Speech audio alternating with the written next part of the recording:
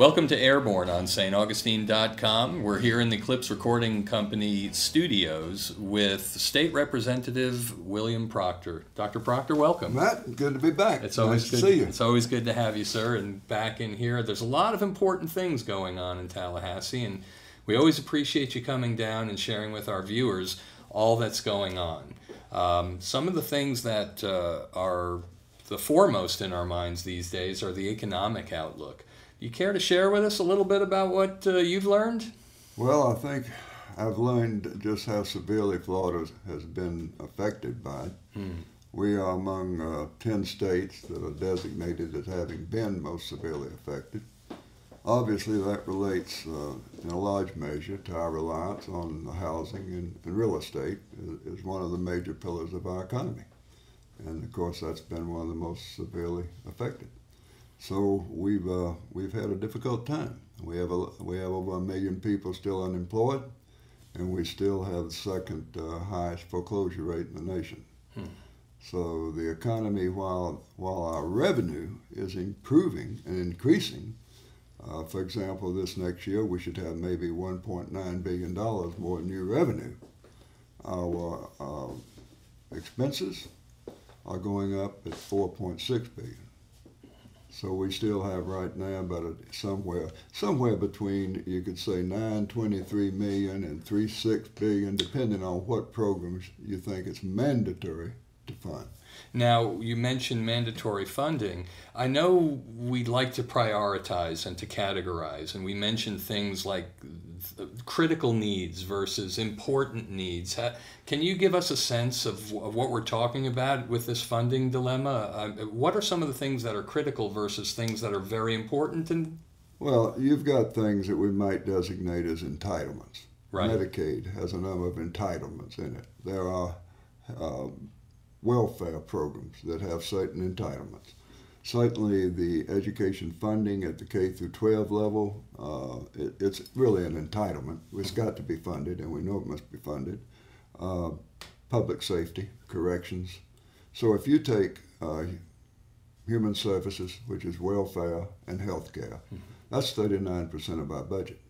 If you take education, that's 32% of our budget. If you add in public safety, that's 8%. So you can do the numbers and realize that there's not a lot of money left for all the other functions of government. That is critical.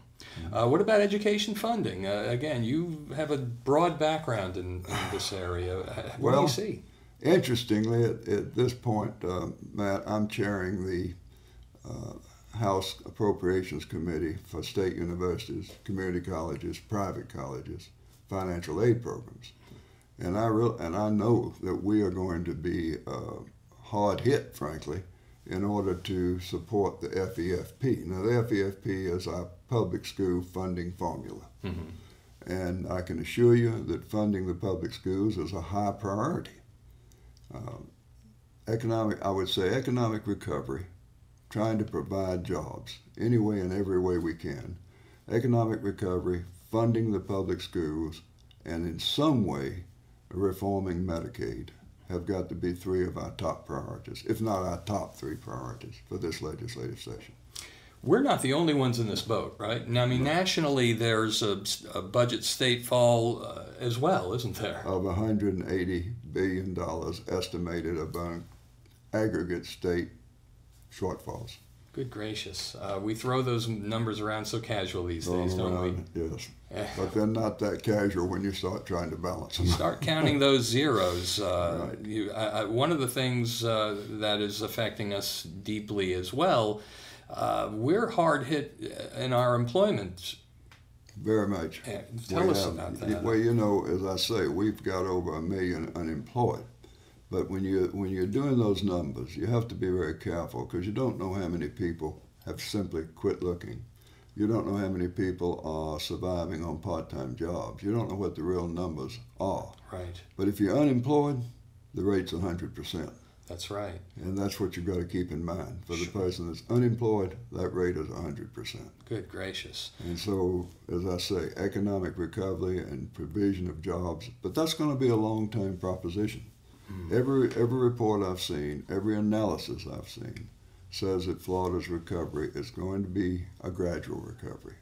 And our revenue glide path, our improving revenue, simply doesn't match with our mandatory expenditures. So we've got a gap there. Mm-hmm. And a large measure of that gap is Medicaid. So when you start looking at it and saying, how do we get this under control? How do we present a balanced budget, which the Constitution requires? You have to come to grips with Medicaid. It sounds like we're on a collision course with funding Medicaid. Well, I've sat in on two meetings on it, extensive meetings. I don't see an alternative. If somebody knows one, I'm certainly receptive to it. Mm-hmm. But when Medicaid is going up, it's out of balance right now by $1.8 billion.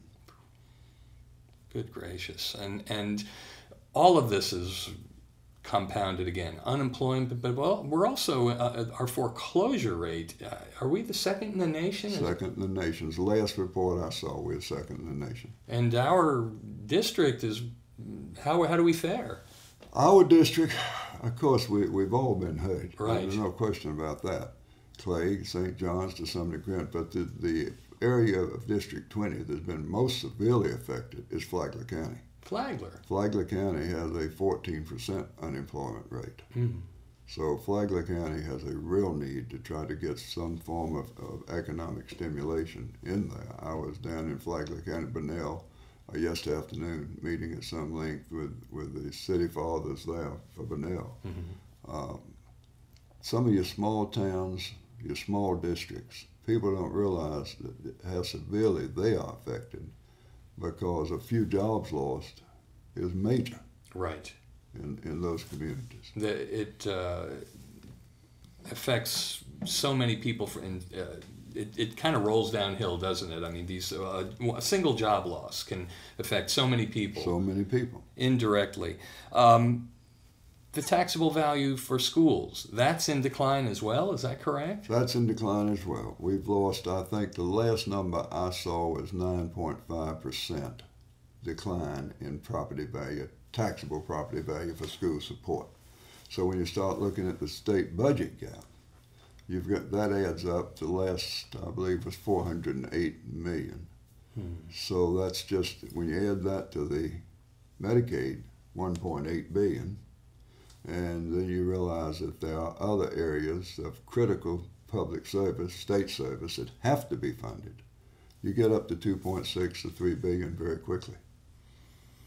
That is, again, we throw these numbers casually these days when we're talking about a serious amount of difference here in what we're able to fund.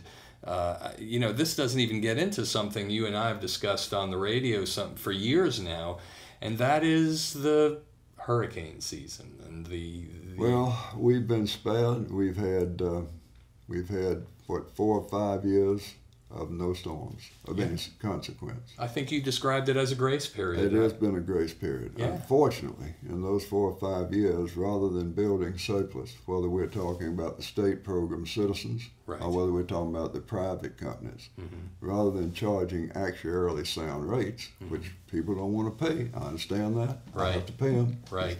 But whether we're speaking of either state program or the private companies, we haven't accumulated the surplus we need to accumulate.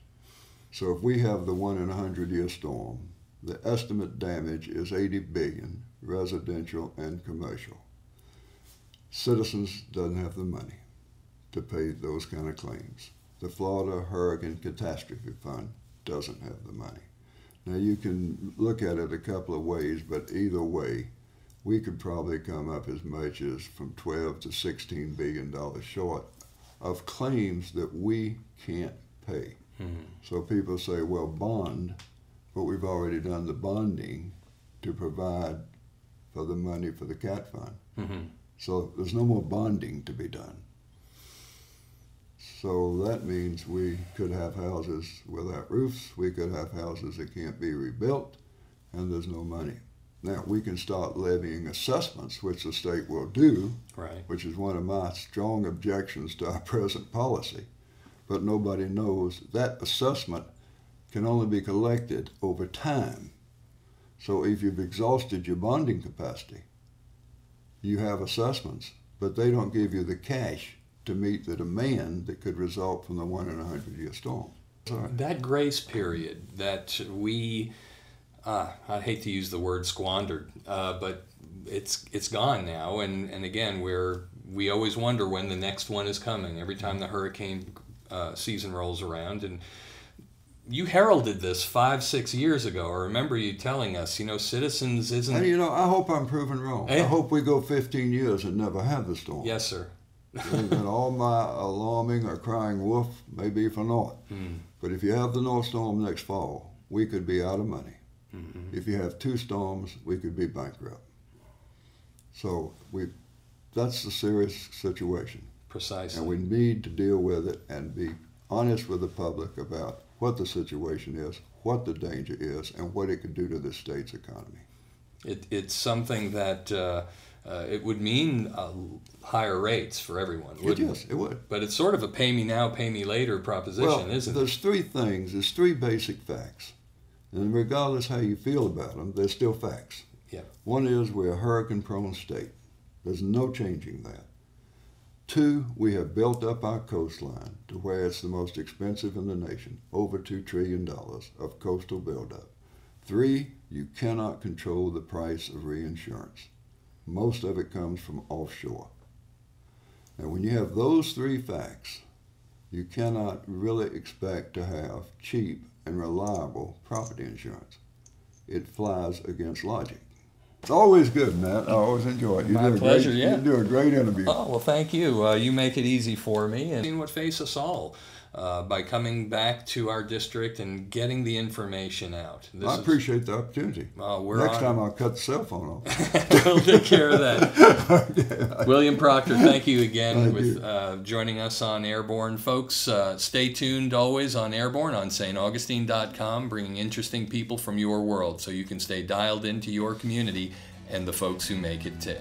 Thanks again. Hey, it's always good, man. I always enjoy it. My pleasure, yeah. You do a great interview. Oh, well, thank you. You made it easy.